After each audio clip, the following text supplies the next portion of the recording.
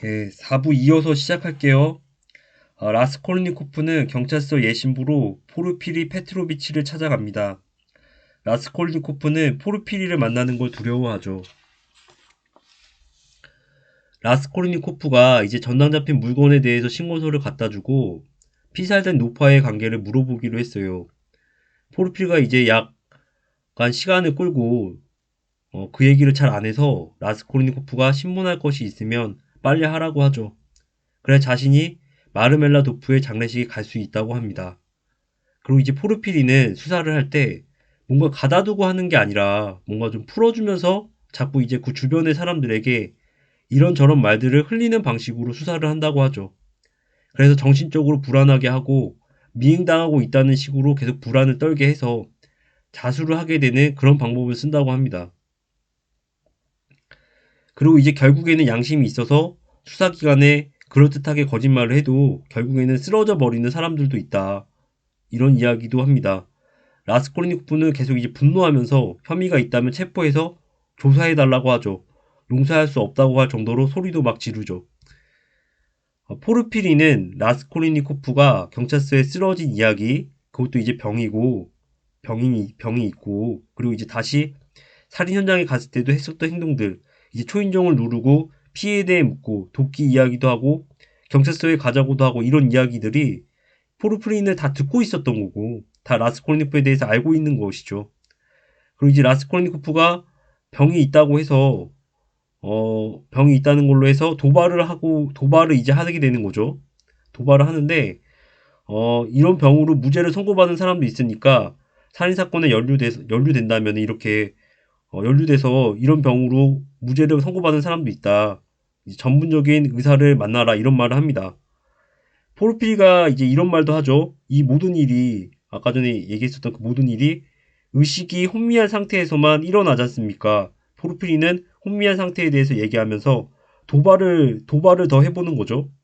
그러니까 라스콜리니코프가 자신이 이제 맨정신에서 한 일이다 하고 말하니까 포르피리가 이제 캥기는 게 있으면 뭔가 혼미 상태라고 할 텐데 맨정신에서 했다는 말을 이렇게 강조할 필요는 없다라는 식으로 얘기하죠.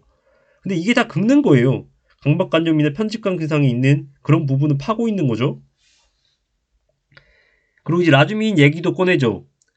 라주미인은 라스콜니코프가 시켜서 지금 포르피리에게 오게 한 거랑 라주미인이 스스로 오게 한 거랑 뭐 이런 얘기가 나옵니다. 근데 포르피리는 라스콜니코프가 시켜서 어 라주미인을 오게 한 거라고 하죠. 라스콜니코프 시켜서 라주미인을 오게 한 거라고 합니다.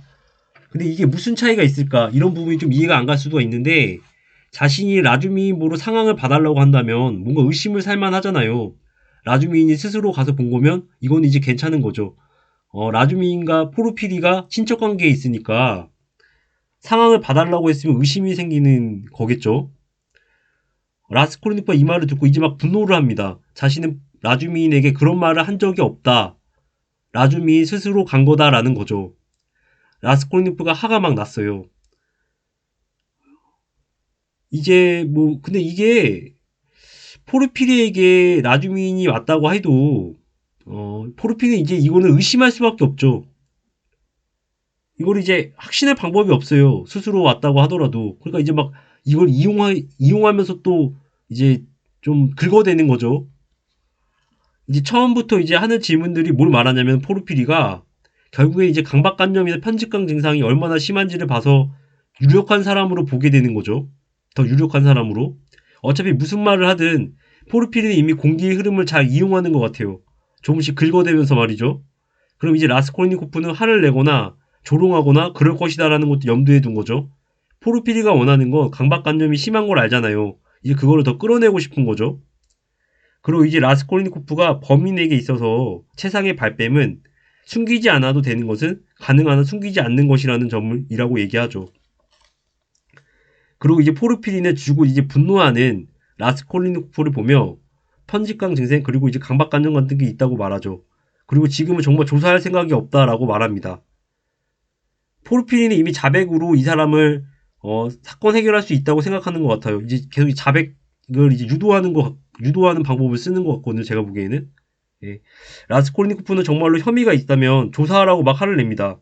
그리고 이제 막 계속 화를 많이 내고 탁자를 주먹으로 쾅쾅 치면서 화를 냅니다. 라스콜니코프가 정말 이제 분위기가 이제 심각해졌죠. 포르피리가 잠시 안정을 취하게끔 하고 다시 뭔가 설득하는 식으로 얘기하지만 그래도 이제 화가 나는 것을 가라앉히지는 못하죠.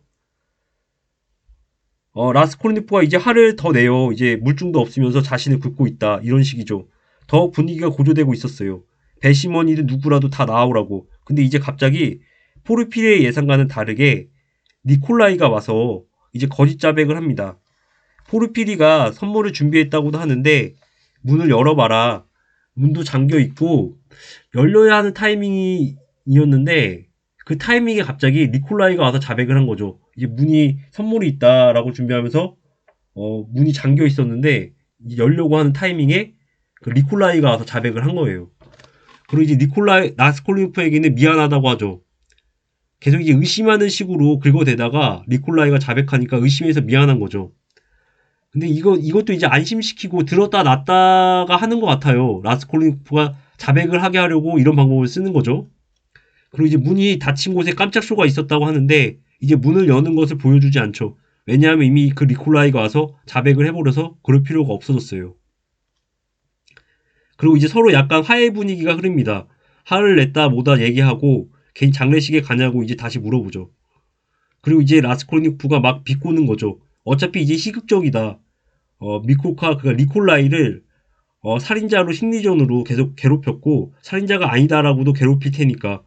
그러니까 이런 얘기를 비꼬면서 하는 거죠. 포르피리에게는 둘 다 희극이 돼버리니까요. 그러니까 포르피리는 살인자라고 해도 희극, 살인자가 아니라고 해도 희극. 그러니까 이렇게 그냥 계속 해버리니까 결국에는 뭘 하든지 니콜라이가 하는 말은 니콜라이가 자기 자신이 하는 말이 아니다라는 말을 알고 있는 거죠. 근데 포르피리가 라스콜니코프에게 참 영특하다고 합니다. 이런 핵심을 찾아내니까. 그리고 이제 포르피리가 니콜라이를 신경 쓰는 동안 자신은 좀 그때까지는 자유다. 라스콜니코프는 이제 그 포르피리가 니콜라이를 신경 쓰는 동안 자신은 그때까지 좀 자유다. 이런 말을 합니다. 그리고 이제 문 뒤에 있었던 사람이 있었죠. 아마 포르피리가 말한 선물이라는 게 바로 이 사람이었던 것 같아요. 바로 라스콜니코프가 다시 살인 현장에 갔었잖아요. 그때 이상하다고 라스콜니코프를 생각한 거죠. 그때 이제 이상하다고 생각해서 포르피리에게 얘기한 거죠. 그리고 라스콜니코프가 오기 1분 전부터 뒤에서 다 듣고 있었다고 해요. 이제 그 사람은 죄송하다고 하죠. 라스콜니코프 모함했다고 하죠. 그리고 그 사람을 포르피리가 너무 라스콜니코프를 괴롭히는 것 같다라고 얘기합니다. 그리고 이제 포르피리의 심리전과 그리고 라스콜니코프는 포르피리의 심리전과 싸울 생각도 하고 이제 자신이 너무 옹졸해서 분노한 것 같다고 생각도 하면서 수치심도 느끼죠. 여기까지 하고 4부 마치겠습니다.